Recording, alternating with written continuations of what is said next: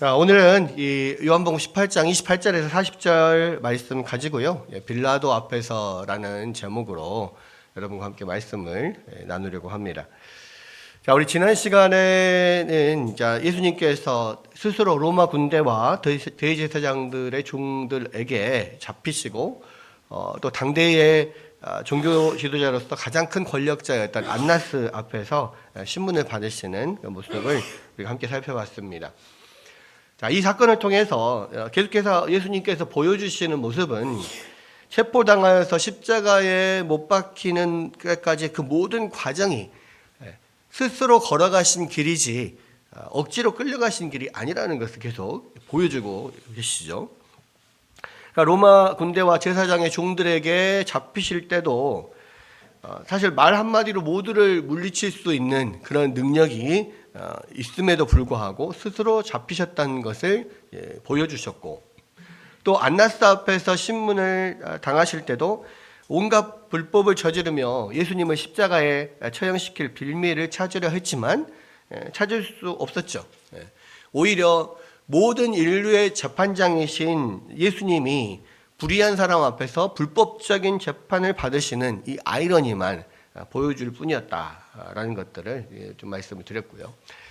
자, 오늘 말씀에서도 겉보기에는 분명히 예수님께서 빌라도 앞에서 재판을 받으시지만 그 본질을 들여다보면 오히려 예수님이 모든 것을 컨트롤하고 계시고 예수님이 가시려고 하는 그 길을 가시면서 오히려 세상 앞에 모든 예수님 앞에 있는 모든 세상 권세자들이 오히려 피고로서 보여지는, 예수님이 피고로 빌라도 앞에 섰지만 사실은 예수님 앞에 있는 모든 사람들이 피고로서 사실을 보여지는 그런 모습들을 우리가 좀 살펴보려고 합니다.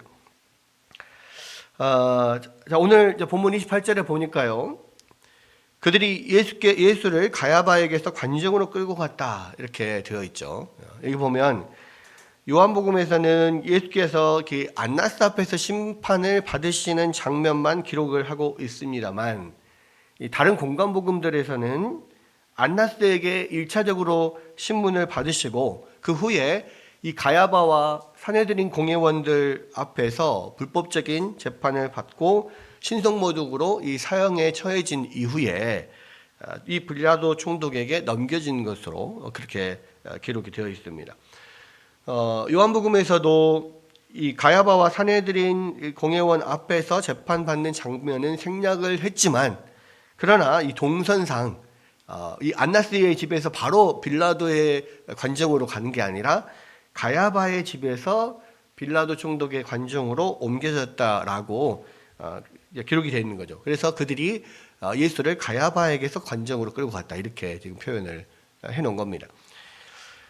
계속 28절 계속 보면 그렇게 예수를 가야바에게서 관정으로 끌고 가니 새벽이라. 그들은 더럽힘을 받지 아니하고 유월절 잔치를 먹고자 하여 관정에 들어가지 아니하더라 이렇게 되어 있습니다. 왜 이들이 빌라도 총독의 관정에 들어가지 않았느냐? 빌라도는 유대인이 아닌 이방인이죠. 그래서 이방인이 사는 집에 들어가면 더럽혀지는 겁니다. 그러니까 문제는 이렇게 더럽혀지면 어떤 그 정결례를 행하면 되는데, 그게 지금 유월절 바로 전날이니까 이제 해가 지면 유월절로 들어가는 거거든요. 정결례, 그 사이에 정결례를 행할 수 있는 시간이 없어요. 그러니까 유대인으로서 유월절에 제대로 동참을 하려면 이방인의 집에 들어가면 안 돼요. 이방인과 접촉이 있으면 안 되고 이방인 집에 들어가면 안 됩니다. 부정한 데 들어가면 이 정결례를 행해야 되니까. 그러니까 더럽힘을 받지 아니하고 유월절 잔치에 참여하고자 해서 이 총독 관저 안으로는 들어가지 않았다는 거예요. 그래서 이제 이 빌라도가 이 자기 관저에서 밖으로 나와서 이 유대인들의 어떤 지도자들을, 예수님을 고소한 이 유대인 지도자들을 만나서 이제 이야기를 나누게 되는데요. 자, 이 빌라도가 누구냐? 빌라도가 누구냐 하면 이 정말 그 간악하고 잔인하지만 야망이 많았던 기회주의자였습니다. 원래 이 빌라도는요, 로마 사람이 아니에요. 그러니까 이탈리아 출신이 아니고 스페인 세비야 출신입니다. 그러니까 로마 군으로 재직을 할 당시에 사실은 이게 이탈리아 본 고장 사람이 아니니까 이게 스페인 세비야 출신이기 때문에 약간 그런 홀대받는 그런 면들이 좀 있었단 말이에요. 그런데 로마 군으로 재직을 하다가 어떻게 해서 그때 당시 아우구스투스 황제의 손녀딸인 클라우디아와 결혼을 하게 됩니다. 그래서 이제 이 아우구스투스 황제의 손녀딸과 결혼하면서 그 뒤로 이제 그 결혼 때문에 승승장구 출세를 하기 시작해요. 결혼 하나 잘해서 출세는 했는데 문제는 그 능력이 뒷받침되지 못한 거예요. 이제 그러다 보니까 정치도 잘 모르고 또 미숙하고 또 굉장히 잔인하고 뭐 그러다 보니까 좀 중간중간에 이게 삐걱대는 경우들이 많죠. 이 본디오 빌라도가 AD 26년에서 36년까지 유대를 다스린 로마의 제5대 총독으로 재임을 했습니다. 근데 이제 이 알렉산드리아의 유대인 학자인 필로가 쓴 빌라도에 대한 기술을 보면 그는 잔인하고 참을성이 없는 거친 성격으로 악명이 높았다. 이렇게 되어 있고요. 또 재판상 전례 없는 판결로 종종 사람들을 괴롭히고 처형시켰다. 이런 이야기가 나옵니다.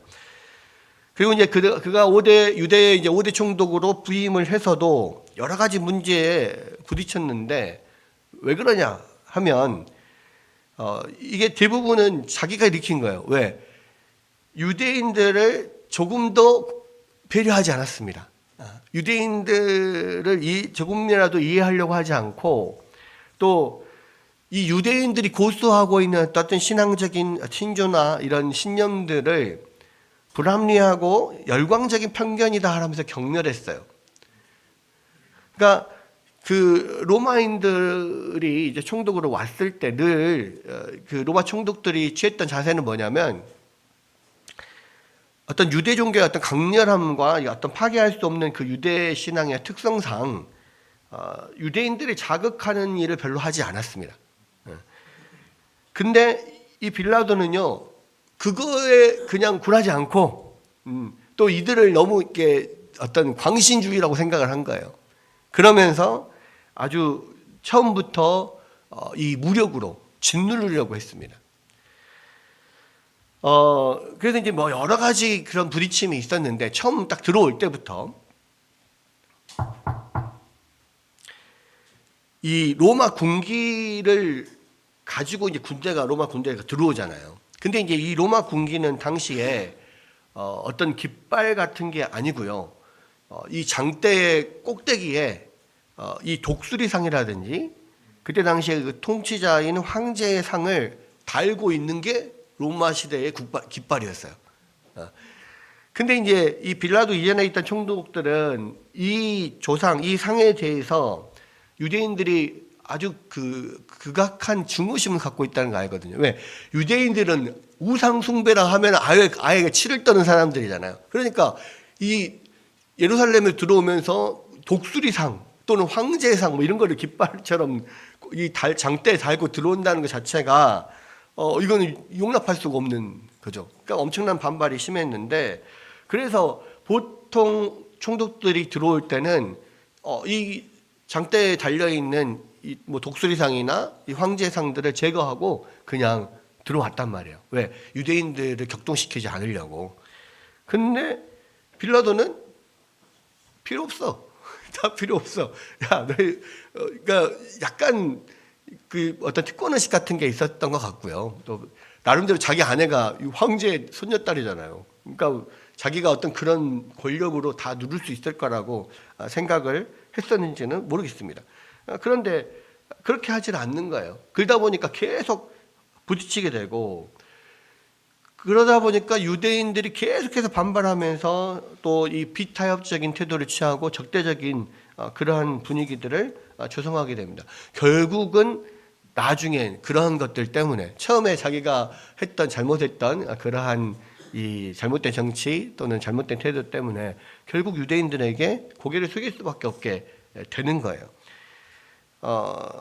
왜냐하면 워낙 유대인들은 그런 종교의식이 강하기 때문에 그런 면에 있어서는 뭐 지도자들부터 이 뭐 밑에 있는 모든 서민들까지 다 반발을 했거든요. 근데 문제는 뭡니까? 로마 총독으로 왔어요. 총독은 유대를 다스리는 거지 유대인들 다 말살하라고 보낸 게 아니잖아요. 로마 황제가 보낼 때 잘 다스리라고 온 거지. 근데 이 뭐 유대 지도자로부터 말단의 뭐 이런 서민들까지 다 반발을 하는데 그 사람들을 어떻게 다 잡아 죽입니까? 다 체포해서 죽일 수가 없잖아요. 그래서 결국은 정치적으로 굽힐 수밖에 없는 이런 처지에 처하게 됐고요. 또 한 가지는 이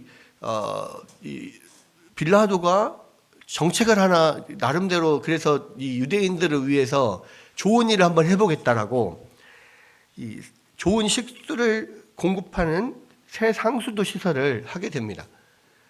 근데 지금도 사실 그 로마 시대에 만들었던 그런 상수도 시설이 거기에 있는데요. 이 상수도 시설은 뭐냐면 다리를 놔가지고요. 지금도 이 가이사랴 빌립보 뭐 이런 데 가면 그게 있어요. 로마 시대 상수 시설인데 공중에다 이 다리를 쭉 이렇게 나가서 물길을 공중에다가 세웠습니다. 근데 그게 이 수원지로부터 해서 이 가이사랴 빌립보까지 물이 천천히 흘러들 수 있도록 이 각도를 굉장히 잘 맞췄어요. 그래서 물이 계속해서 끊임없이 이 뭐 가이사랴 빌립보로 이렇게 흘러 들어올 수 있게 공중에다가 이렇게 만든 그런 수로가 있습니다.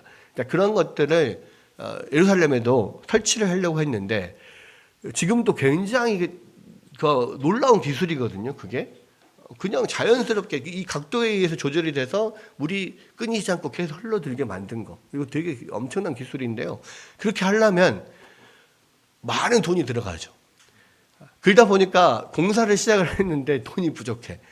나중에는 예루살렘 성전에 있는 재종을 갖다가 끌어다가 그것을 만듭니다. 그러니까 이제 이 예루살렘 백성들의 입장에서는 성전을 털어가지고 그런 자신의 어떤 정치적인 일을 한다고 이제 굉장히 이게 안 좋게 된 거죠. 빌라도에 대해서. 그래서 굉장히 나쁜 평판을 받게 됐습니다. 그래서 이제 유대인들이 계속해서 빌라도를 공격을 하는 거예요. 그의 실책에 대해서 로마 황제에게 고발하겠다.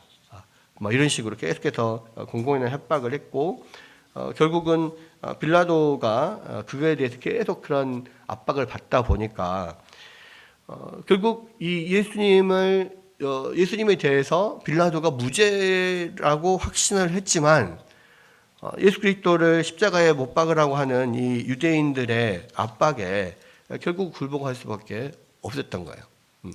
왜냐하면 본인이 봤을 때는 이 예수님이 죄가 없는데 굳이 또 자신의 정치적인 그 어떤 생명을 위협하거나 어떤 자신의 어떤 자리를 위협할 수 있는 그런 유대 지도자들의 강력한 요구를 내가 이 사람 한 사람 내가 무죄라고 계속해서 우기다가 자기 위치가 흔들릴 수가 있잖아요. 그러니까 그냥 알았다 그러면 나는 모른다 손 씻고 너네들이 알아서 해라. 그리고 그냥 그렇게 유대인들의 요구를 들어줄 수밖에 없었던 것이죠. 어쨌든 그런 그 지금 역사적인 배경이 있다라는 것을 우리가 알고 다시 한번 본문을 보면은요. 자, 29절에 그러므로 빌라도가 밖에 나가서 그들에게 말하되 너희가 무슨 일로 이 사람을 고발하느냐 그랬습니다. 그러니까 지금 새벽에 찾아온 것도 영 못마땅합니다. 그러니까 여기 새벽에 지금 찾아왔다 그랬잖아요. 원래 새벽에는 재판을 열 수가 없어요.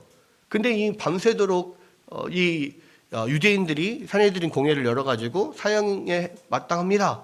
신성 모독이다. 이렇게 해가지고 지금 결정을 하고 이 새벽에 아침에 일찍 그냥 빌라도를 찾아와요. 그러니까 되게 못마땅하죠. 이게 업무 시간 전에 이렇게 찾아와가지고 이렇게 지금 난동을 부리고 있으니 그리고 그렇게 또 찾아왔는데 유대인 관장 안으로 들어오지도 않아요. 왜? 6월절 명제를 지키겠다고 관장 안에 안 들어오고 밖에서 또 난리 법석을 치고 있으니까 얼마나 짜증이 나겠습니까?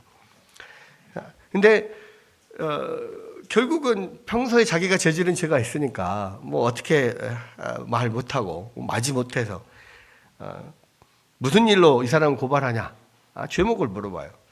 근데 이 사람들이 대답하는데 영 대답이 시원치가 않습니다. 30절 보니까 뭐라 그래요? 대답하여 이르되 이 사람이 행악자가 아니었다면 우리가 당신에게 넘기지 아니하였겠나이다. 무슨 이야기입니까? 이 사람 죄가 뭐냐? 그러니까 아니 죄가 있으니까 넘기죠. 아니 그러니까 죄가 뭐냐고. 보면 모릅니까? 행악자라니까요. 대답이 시원치가 않아요. 말할 수가 없어요. 그러니까 어떻게든 자기들의 유대인 법으로 해서 신성 모독으로 해서 어떻게든 사형이다 하고 오기는 왔지만 예수님이 사실은 이 로마의 법으로 봤을 때는 이건 뭐 이렇게 벌을 받을 만한 이런 게 아닌 거예요. 그러니까 이제 뭐 제대로 대답을 할 수가 없는 거죠. 그래서 31절에 보면 빌라도가 이르되 너희가 그를 데려다가 너희 법대로 재판하라. 무슨 말입니까? 죄가 있다면 그래 그럼 죄가 있다면 너네도 알아서 해라. 뭔 죄인지도 뭐 말도 안 하고 그냥 죄가 있으니까 넘겼죠. 그럼 죄가 있으면 너네 법대로 해라. 나 귀찮게 하지 말고. 그러니까 유대인들이 뭐라 하냐? 유대인들이 이르되 우리에게는 사람을 죽이는 권한이 없나이다. 아니 도대체 뭔 일인데 자꾸 이 사람을 죽이려고 하냐? 그렇게 죽일 만큼의 죄를 저질렀냐? 도대체 이해가 안 되죠. 그런데 사실 유대인들이 사람을 진짜로 여기서 보면 사람을 죽일 권한이 없느냐? 나중에 보면 사도행전에 보면 이 사람들이 스데반을 죽일 때 자기들이 죽여요. 왜? 돌을 던져가지고 자기들이 죽인단 말이에요. 그러니까 유대 법으로 신성모독이다 하면 자기들끼리 돌을 던져서 죽일 수 있습니다. 근데 왜 가야바는 대제사장 가야바는 예수님을 로마 총독 빌라도에게 데리고 왔느냐? 가야바는요 예수님을 그렇게 죽이고 싶지 않았어요. 왜? 예수님을 십자가형을 받아서 죽기를 원했어요. 왜냐하면 십자가형을 받는다는 것이 그 당시 이스라엘 백성들에게 어떤 의미냐면 저 사람은 저주를 받은 자구나 이렇게 생각하게 만드는 겁니다. 왜냐하면 신명기 21장 23절에 보면은요 나무에 달린 자마다 다 하나님께 저주를 받았다. 그러니까 나무에 달린 자는 하나님께 저주를 받은 자다라고 하는 구절이 있거든요. 그러니까 십자가 나무에 달리게 되면 하나님의 저주를 받은 사람이구나 이렇게 간주하게 된다는 거예요. 그러니까 이 사람들이 예수님이 십자가에 달린 것을 보면 하나님의 저주를 받은 사람이다 이렇게 느끼게 만들려고 그래서 가야바는 굳이 예수님을 빌라도에게 데리고 와서 십자가 처형을 받아내려고 했던 거예요. 여러분 그러니까 지금 이게요 계속해서 예수님이 십자가에 달릴 만한 그런 악한 사람이니까 십자가에 달리게 하려고 하는 게 아니라 십자가에 달아 놓으면서 예수님을 그런 저주받은 자로 만들기를 원했죠. 그래서 지금 가야바가 예수님을 빌라도에게 데리고 온 겁니다. 본말이 완전히 전도된 거예요. 여러분 세상의 음모들은 그런 일을 되게 많이 해요. 그런 식으로 일을 많이 하는데 저 사람이 공격을 당한 거 보니까 뭔가 잘못됐구나. 저 사람이 어떻게 된 걸 보니까 저 사람이 분명 뭐가 있구나. 결과를 보고 이유를 짐작하게 만드는 거. 그래서 무조건 결과를 만들어내는 거. 이게 이제 세상에서 이렇게 어떤 음모를 꾸밀 때 자주 하는 일이거든요. 그때나 지금이나 2000년 전이나 지금이나 세상에서 항상 그래요. 많은 경우에 그런 식으로 해서 사람들을 이렇게 음모로 몰아가는 경우가 많은데 바로 이 대제사장 가야바도 지금 그렇게 일을 꾸미려고 했던 거예요. 근데 가야바는 몰랐던 것이 사실이 있습니다. 가야바는 어떻게 예수님을 저주받은 사람으로 만들기 위해서 자꾸 십자가의 처형을 하려고 한 건데 예수님은 이미 그 전부터 당신이 어떤 죽음으로 죽게 될 건지에 대해서 미리 예언을 하셨단 말이에요. 그러니까 32절에 이는 예수께서 자기가 어떠한 죽음으로 죽을 것을 가리켜 하신 말씀을 응하게 하려 함이라. 그 가야바는 예수님을 저주받은 사람으로 만들기 위해서 십자가에 넘기려고 했는데 예수님은 이미 그 전부터 자기가 십자가에 못 박혀 죽을 것을 계속 말씀을 하셨어요. 뭐 대표적으로 요한복음 3장 14절에 보면 모세가 광야에서 뱀을 든 것 같이 인자도 들려야 하리니 분명히 이야기하거든요. 그러니까 그 뒤로도 계속해서 예수님은 당신이 유대인들에게 넘겨져서 십자가에 죽으실 것을 계속 말씀을 하셨습니다. 근데 가야바는 예수님을 저주받은 사람으로 만들려고 그런 음모를 꾸며서 십자가에 넘기려고 한 거예요. 결국 무슨 이야기냐면 가야바가 꾸미는 그 음모가 하나님의 계획 가운데 이미 있었던 거죠. 가야바는 스스로가 자기가 음모를 꾸며서 예수님을 저주받은 자로 만들려고 십자가에 넘기려고 했지만 사실은 하나님은 그 하나님의 계획 가운데 이 가야바의 음모를 통해서 예수님이 십자가에 못 박히는 것이 하나님의 계획 가운데 이미 있었다는 거예요. 여러분 결국 만약에 이 가야바의 음모가 하나님의 계획 안에 있었다면 가야바가 하는 일은 뭐예요?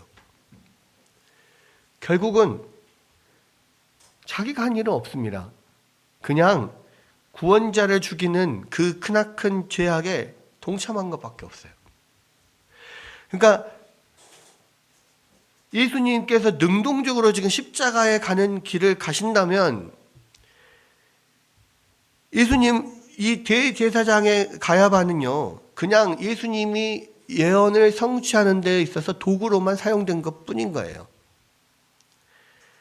실제적으로는 그러니까 그들이 예수님을 재판하는 것이 아니고 예수님 가시는 길에 그들은 계속해서 나타나서 자기의 더러움과 자기의 죄악을 계속 드러내는 일만 하는 거예요.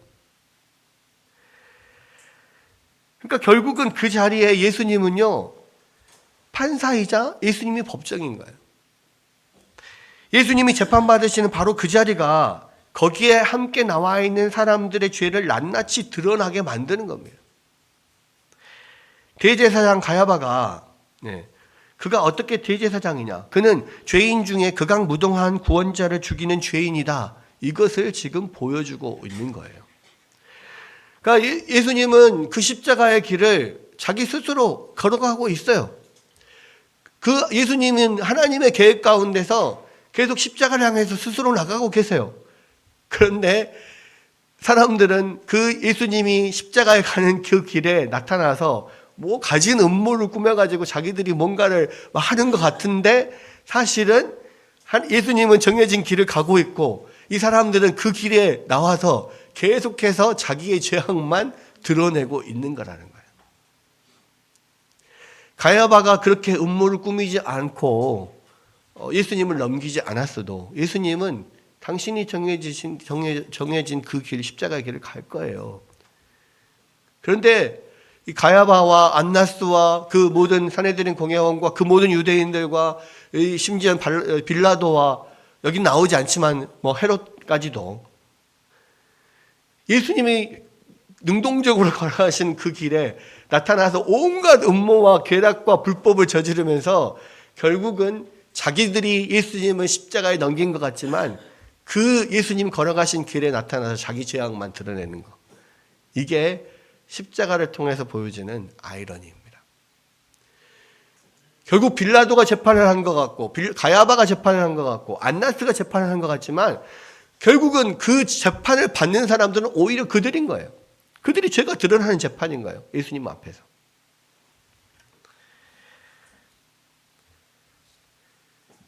(33절에) 보면은요, 이에 빌라도가 다시 관정에 들어가서 예수를 불러 이르되 내가 유대인의 왕이냐 이렇게 물어봅니다. 그러니까 여기 보면 다시 관정으로 들어갔다 그랬죠.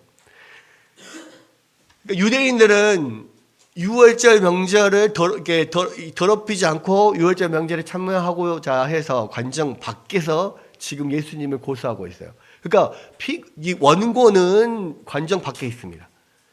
피고인 예수님은 관정 안에 있어요. 재판장은 관정 밖에 나갔다가 들어왔다가, 밖에 나가서 원고 이야기를 듣고 들어와서 피고 이야기를 듣고 계속 왔다 갔다 들락날락 하고 있는 이상한 웃기는 일이 지금 벌어지고 있는 거예요. 여러분, 그러니까 이게 참 말도 안 되는 재판이죠. 어떻게 지금도 신성한 그 재판정에서 원고와 피고가 따로 안과 밖에 위치하고 재판장이 왔다 갔다 들락날락하면서 재판을 합니까? 이건 정말 말도 안 되는 일인데요. 근데 빌라도가 지금 말도 안 되는 이 일을 하고 있어요. 아마도 빌라도가 유대인들에게 그 전부터 그러한 꼬투리를 잡히거나 자기가 그런 지은 죄가 없었다면 이렇게까지 재판을 할 리가 없죠. 근데 이 유대인들에게 꼬투리를 잡힌 게 있기 때문에 지금 이렇게 말도 안 되는 들락날락하는 이상한 재판을 지금 하고 있는 거예요. 여러분, 이 빌라도의 재판의 모습은요, 사실은 상징적인 의미가 있습니다. 그러니까 빌라도가 이렇게 재판만 들락날락하면서 한 게 아니라 그 인생이 실제로 그 삶이 이렇게 들락날락하는 왔다 갔다 하면서 살았던 인생이라는 것을 좀 보여주고 있는 거예요. 여러분, 이 빌라도는요, 이렇게 왔다 갔다 하는 결단하지 못하는 인생을 살았습니다. 우유부단한 모습, 잔인하고 또 아주 거칠지만 결국에는 이 사람의 야망이 이루는데 뭔가 걸림돌이 되거나 뭔가 그 야망을 이루지 못할 어떤 일이 생겼을 때는 또 비겁하게 굽히고 이런 인생이 바로 이 빌라도의 인생인 거예요. 우유부단하고 타협하는 그런 모습들. 여러분, 우리도요, 이 빌라도와 마찬가지로 세상과 주님 사이를 왔다 갔다 하면서 이런 죄악의 길로 들어설 수 있습니다. 세상에 한 발을 들여놓고 한 발은 주님께 들여놓고 결국 양다리 걸치다 보면 찢어질 날이 와요. 더 큰 심판의 자리에 놓일 수 있다는 것을 보여주는 겁니다. 자, 빌라도의 이러한 우유부단함의 결과 어떻게 됩니까? 이후 2000년의 이 세월 동안에 세계 모든 기독교인들이 주일마다 신앙 고백 속에서 이 빌라도를 저주하는 그런 운명을 갖고 마는 거죠. 우리 계속 신앙 고백서 본디오 빌라도의 고난을 받으사 십자가에 못 박혀 죽으시고, 오늘도 우리가 함께 고백을 했잖아요. 빌라도가 예수님이 십자가에 못 박히는데 원흉으로서 드러나고 있습니다. 빌라도는 지하에서 아무리 내가 죽인 것이 아니다, 나는 죄가 없다, 나는 손 씻고 그 죄를 너희들이 받아라, 유대인들에게 던져줬다 라고 아무리 항변을 한다고 해도요, 역사는 그를 십자가의 원수로 규정하고 있는 거예요. 여러분, 미국의 그 남북전쟁 당시에 어떤 사람이 이 남북전쟁 사이에서 어느 쪽으로도 공격을 받지 않도록 나름대로 꾀를 썼습니다. 그래서 이 상의는 북군의 옷을 입고 하의는 남군의 옷을 입었어요. 자기는 그렇게 딱 입으면, 반반 따르게 입으면 북군도 남군도 공격하지 않고 자기는 살아남을 거라고 생각을 했습니다. 그런데 결과는 어떻게 된 줄 아십니까? 정반대가 됐어요. 남군은 위쪽에 있는 북군의 옷을 보고 쏘고 북군은 아래쪽에 있는 남군의 옷을 보고 쏘니까 결국은 벌집이 돼서 죽게 됐다는 거예요. 여러분, 타협하는 인생의 말로는요, 참 비참합니다. 근데 역사가 증명을 하고 있는 거예요. 우리도 그렇습니다. 세상과 하나님께로부터 모든 것을 다 얻겠다고 하지만 결국에는 양쪽에서 쏟아지는 것은 총알밖에 없어요. 빌라도는 진리와 자신의 유익 사이를 왔다 갔다 하다가 결국 망한 대표적인 사람입니다. 여러분, 이 빌라도를 보면서요, 우리가 얻는 교훈이 무엇입니까? 여러분, 믿는데 대충 믿어서는 안 됩니다. 뜨겁게 믿어야 돼요. 뜨겁게 믿지 않으면 꼭 문제가 생깁니다. 빌라도는요, 매사에 소극적인 태도를 취한 사람이었어요. 그리고 가능하면 그 골치 아픈 재판을 맞지 않으려고 회피했습니다. 결국 피하다 결국에는 예수님을 십자가에 못 박는 원흉이 되었어요. 빌라도는 권리와 특권이 있었고요, 지위와 권세가 있었습니다. 그런데 그것을 온전하게 사용하지 않고 기피하니까 이런 비참한 일들이 벌어지게 되는 거예요. 마태복음 25장에 보면 달란트 비유가 나옵니다. 한 달란트 받은 사람의 태도를 여러 가지로 묘사할 수 있겠지만요, 한 달란트 받은 사람은 그 돈을 횡령하지 않았어요. 그러니까 한 달란트를 가지고 도망간 게 아닙니다. 또 그 한 달란트를 가지고 사기치지도 않았어요. 근데 그냥 묻어놨을 뿐이죠. 소극적인 행동을 하다가 징계를 받았어요. 여러분, 땅에 자신의 권리와 능력을 묻어두니까 예수께서 뭐라고 말씀하셨습니까? 악하고 게으른 종이다, 이렇게 질책을 했어요. 여러분, 그러므로 아무것도 안 하고 그냥 나는 이렇게 있다가 천국 갈래요, 이렇게 할 수는 없다는 것입니다.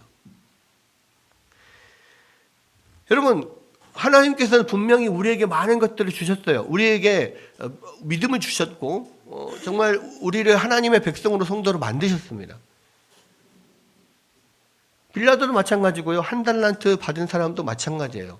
그렇게 하나님께서 주신 것들을 적극적으로, 능동적으로 열심히 활용하지 않고 그냥 땅에 묻어두고 그냥 조용히, 나는 그냥 조용히 살다가 조용히 신앙생활 하다 갈래요, 이렇게 생각을 하면 결국은 예수님으로부터 이 악하고 게으른 종아라고 책망을 받을 수밖에 없다는 거예요. 제가 이 성경을 보면서요, 늘 느끼는 것 중에 하나가 뭐냐면, 악하고 게으른 종이 아니라요, 사실은 게을러서 악한 거예요. 성경에는 게으름을 악함으로 표현합니다. 착하고 부지런한 종, 부지런해서 착한 거예요. 여러분, 그래서요, 예수님은요, 우리가 주님을 전심으로 섬기기 원합니다. 이 마태복음 22장 37절에 보면 예수께서 이르시되 내 마음을 다하고 목숨을 다하고 뜻을 다하여 주 너의 하나님을 사랑하라 하셨으니, 이렇게 이야기하죠. 예수님에게 그 율법사가 와가지고 물어봐요. 성경에서 가장 큰 계명이 뭐냐? 라고 물었을 때, 마음을 다하고 목숨을 다하고 뜻을 다해서 주 너의 하나님을 사랑하고 내 이웃을 내 몸과 같이 사랑하라, 이것이 모든 성경의 가장 핵심이다, 강령이다, 이렇게 말씀을 하셨잖아요. 그런데 거기에서 내 마음을 다하고 목숨을 다하고 뜻을 다하여 주 하나님을 사랑하라, 계속해서 다하여, 이 말은 무슨 말입니까? 자기가 가지고 있는 모든 것을 다 쏟아서 부으라는 거예요. 하나님을 사랑한다는 것, 믿음이라고 하는 것은요, 자기에게 있는 것을 100% 쏟아 붓는 게 믿음이라는 겁니다. 하나님께서는 그렇게 하나님을 사랑하는 자들을 기뻐하신다는 거예요.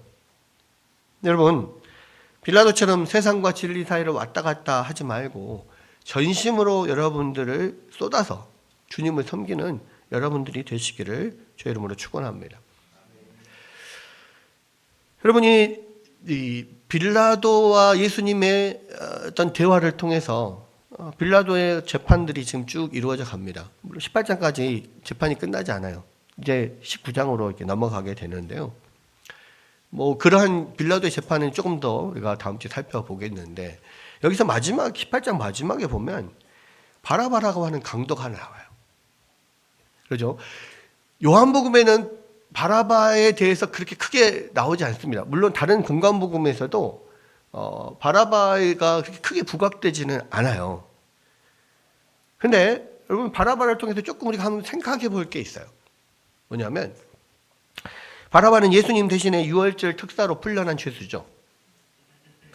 근데 이 바라바는 밀란을 주도하고 살인한 죄로 감옥에 갇혔던 사람입니다.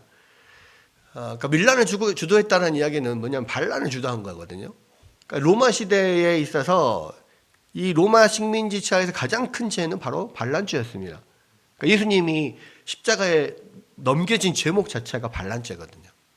유대인의 왕으로서 이 반란을 도모했다라고 하는 것으로 사실은 지금 이제 십자가에 넘어가는 건데, 바로 바라바가 그런 반란죄를 저지른 거예요. 밀란을 주도하고 살인을 했다면 그는 분명히 사형을 언도받았을 것이고 틀림없이 십자가형을 언도받아서 하루하루 감옥에서 죽음의 공포를 떨면서 지냈을 겁니다. 여러분, 성경은 제대로 자세하게 표현을 않지만요, 우리가 바라바 입장에서 좀 생각해 볼 필요가 있어요. 뭐냐면 사형이 가장 이 중한 형벌인 이유는요, 죽는 것 자체도 두렵지만 사실은 사형이 집행되기 전까지 언제 죽을지 모르는 그런 죽음의 공포 속에서 계속 떨어야만 하는 형벌이기 때문에 사형이 가장 중한 형벌이거든요. 그러니까 감옥 문이 덜컥 열리는 소리만 나도 내가 죽는 날이 왔나? 이렇게 하고 가슴이 덜컥 내려앉아요. 저벅저벅 이 간수가 발자국 소리만 나도 간이 떨립니다. 그럼 그렇게 감옥에서 떨고 있던 어느 날 갑자기 감옥 문이 열리면서 바라바 나와! 요즘 말로는 1293번 연애다! 딱 그러면 사형수는 오늘이 그날인가? 떨리기 시작하죠. 마찬가지 바라바 나와! 딱 이렇게 했을 때 오늘 내가 죽는 날인가 보다. 두려움에 떨면서 끌려 나와요. 밖에 나왔더니 많은 사람들이 모여서 피투성이가 된 한 청년을 세워놓고 막 소리를 지르고 있습니다. 예수를 십자가에 못 박아라! 예수를 십자가에 못 박아라! 바라바를 놔줘라! 바라바를 놔줘라! 이 군중들의 함성 소리에 빌라도는 바라바를 놔주고 예수를 십자가에 못 박아요. 그러니까 빌라도의 사형 온도가 떨어지자마자 곧바로 예수의 십자가형이 진행이 됩니다. 여러분, 사형 제도에서는요, 온도가 떨어지자마자 바로 사형시키는 일은 없어요. 이야기했잖아요. 이 사형이라고 하는 자체가 죽는 고통도 크지만 그것을 기다리면서 느끼는 그 공포, 이것도 굉장히 크거든요. 그러니까 사형수는 항상 우리나라도 지금 사형 제도가 역시 있습니다. 사형 제도가 있고 사형을 언도받은 사람이 분명히 있어요. 다만 지금까지 사형이 집행되지 않았기 때문에 마치 사형 제도가 있지만 사형이 없는 나라처럼 그렇게 지금 있어요. 그럼에도 불구하고 사형수들은 마음 편하지 않아요. 왜? 언제 어느 때 갑자기 사형이 집행될 줄 모르니까요. 근데 예수님은 사형 언도를 받자마자, 십자가형을 받자마자 그날 바로 그냥 즉시 십자가형이 그렇게 집행이 된 겁니다. 이 바라바 입장에서 그냥 어리둥절하죠. 나는 오늘 죽는구나, 오늘 십자가형이 집행되는구나 했는데 갑자기 나왔는데 자기는 놓아지고 예수님이 대신 십자가를 지고 가게 됐어요. 여러분, 어리둥절한 이 바라바도 결국 뭔 일이래 하면서 십자가에 못 박히는 예수님을 바라보게 되었을 겁니다. 예수님의 손에 이런 정 같은 큰 대못이 막 쾅쾅 박힐 때 바라바는 자기 손에 못 박히는 것처럼 깜짝깜짝 놀랐을 거예요. 예수님의 발에 그 커다란 몸이 꽝꽝 박힐 때 자기 발목이 으스러지는 그런 느낌을 분명히 받았을 겁니다. 여러분, 이후에 바라바가 어떻게 되었는지 기록이 되어지지는 않죠. 그러나 적어도 이 바라바가 십자가에 못 박히는 그 예수님을 바라보는 그 마음 상태는 오늘날 예수를 믿는 모든 사람들의 마음 상태와 같을 거예요. 내가 저 십자가에 내가 못 박혔어야 되는 건데, 원래 내가 저 십자가에 매달렸어야 되는 건데, 그 바라바의 마음은요, 죽음에서 살아났다는 기쁨과 함께 자기 대신 죽으신 의로우신 예수에 대한 죄송함과 고마움이 교차되는 마음일 거예요. 여러분, 이 바라바의 마음이 우리 죄 때문에 우리를 대신해서 십자가에 달리신 예수 그리스도를 바라보는 우리의 마음입니다. 그래서 우리 성도들은요, 예수님 앞에 설 때 늘 하염없는 기쁨과 감사와 함께 죄송함과 슬픔이 늘 교차되어야 해요. 마냥 즐겁고 기쁜 것은 참된 구원의 기쁨이 아닙니다. 예수 그리스도의 참혹한 십자가 앞에서 어찌 마냥 즐겁고 기쁠 수만 있겠습니까? 그러므로 성도의 기쁨은요, 경망스러운 기쁨이 아니라 마음속 깊은 곳에서 솟아나는 진중한 기쁨이어야 해요. 그리고 그러한 기쁨과 감사를 가지고 날마다 자기를 부인하고 십자가를 지고 주님을 따라가는 것입니다. 그러한 사람에게 갈라디아서 2장 20절의 고백은 당연한 거예요. 내가 그리스도와 함께 십자가에 못 박혔나니 그런즉 이제는 내가 사는 것이 아니요 오직 내 안에 그리스도께서 사시는 것이라. 이제 내가 육체 가운데 사는 것은 나를 사랑하사 나를 위하여 자기 자신을 버리신 하나님의 아들을 믿는 믿음 안에서 사는 것이라. 여러분, 오늘 이 말씀을 통해서요, 우리는 예수님 앞에 선 두 사람을 봅니다. 세상과 진리 사이에서 왔다 갔다 하는 빌라도, 자신의 유익을 위해서 결국은 진리를 팔아버리는 빌라도, 그리고 자기 대신 십자가에 못 박히신 예수 그리스도를 바라보는 바라바. 여러분, 누가 되시겠습니까? 여러분, 예수 그리스도의 십자가를 바라보며 기쁨과 감사와 눈물을 들이며 날마다 자기를 부인하고 십자가를 뒤를 지고 주님의 뒤를 따르는 것, 그것이 우리가 마땅히 해야 될 일 아니겠습니까? 여러분, 이번에 청교도 세미나를 하면서 한 가지 더 깊이 다가왔던 것 중에 하나는 뭐냐면요, 우리가 어떻게 구원을 받게 되는가, 어떻게 구원받은 것을 확신하게 되는가, 결국엔 예수님을 바라보면서 나온다는 거예요. 이 바라바의 심정으로 예수님을 바라볼 때 우리는 참된 믿음의 길을 걸어갈 수 있어요. 이 바라바의 심정이 되었을 때 이 사형을 집행을 기다리고 있던 이 바라바의 심정으로 나 대신 십자가를, 내가 져야 될 그 십자가를 예수님이 지셨고 그 고통을 당하셨구나. 내가 그 자리에 있어야 되는데, 내가 그 십자가의 못을 박혀야 되는데 예수님이 대신 그 십자가에 못 박힌 거구나. 그러한 어떤 감사와 기쁨과 또한 슬픔과 안타까움과 그런 모든 것들이 있을 때만이 비로소 우리가 흔쾌히 예수님의 뒤를 나를 부인하고 십자가를 지면서 따라갈 수 있는 거예요. 그것이 그 예수님을 계속해서 말씀 가운데 바라보면서 그 예수 그리스도를 묵상하면서 그 주님의 감사함으로 주님을 따라가는 것, 그것이 구원받은 자의 그러한 어떤 결과고 흔적이라는 거예요. 만약에 우리에게 그런 게 없다면 우리는 구원받지 않은 존재들입니다. 여러분, 이 빌라도 앞에서는 이 예수님을 보면서요, 그리고 이 마지막에 나온 이 바라바를 통해서 우리가 예수님 앞에 어떤 자세로 서야 되는가, 다시 한번 그것을 깨닫기를 바라고요. 계속해서 이런 바라바의 마음으로 주님의 뒤를 따라가는 여러분들 되시기를 주의 이름으로 축원합니다.